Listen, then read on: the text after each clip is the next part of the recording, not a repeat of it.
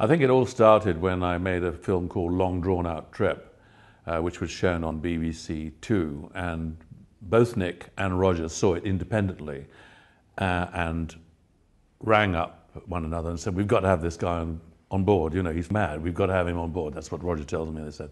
But it was when I went to see Dark Side of the Moon at the Rainbow, I think it was the second time they'd done it there, that I was really enthused. This fantastic performance. And I just remember sitting watching this fantastic thing happening on stage, and all my attention was onto the stage, and suddenly over my shoulder came this Stuka, this airplane on fire from another dimension, you know, and it hadn't struck me that, you know, that was what I was looking at, and suddenly this three-dimensional object, and then I was hooked.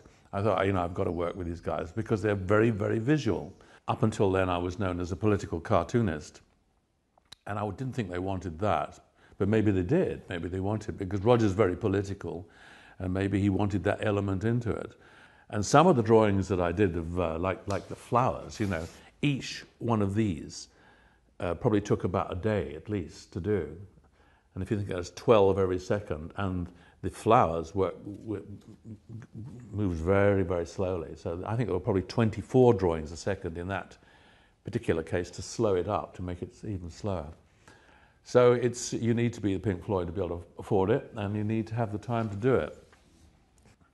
I think Roger first approached me about The Wall after we'd done the album and after we'd done the show. He told me he was writing this piece, The Wall.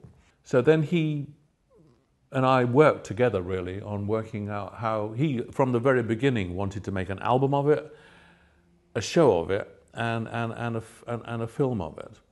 And to his credit, he pulled all three off. Of course, compiling a book means that, you know, you've got to go back through your life, and my diary entries are not Dr. Johnson diary entries. They're very insufficient. It just says Roger snooker 12 o'clock. Roger and I played a lot of snooker together, and a lot of The Wall was based on snooker and special brew. I think we drank a lot of special brew at that time, which is pretty powerful stuff. So some of the more disturbed images may be down to Carlsberg special brew, who knows. Both you know, David, Nick and Roger have all given interviews for this book, and they've been through the book page by page and looked at it and remembered it. So I've got their memories involved as well. So it's as full a picture as one can get of the past. But as we all know, history is slightly bent always. It's been a good book to do. It's been fun to do, and especially with their kind of blessing on it. You know, we're still good friends, and we still go out to dine, and we don't drink special brew anymore. Can't take it these days.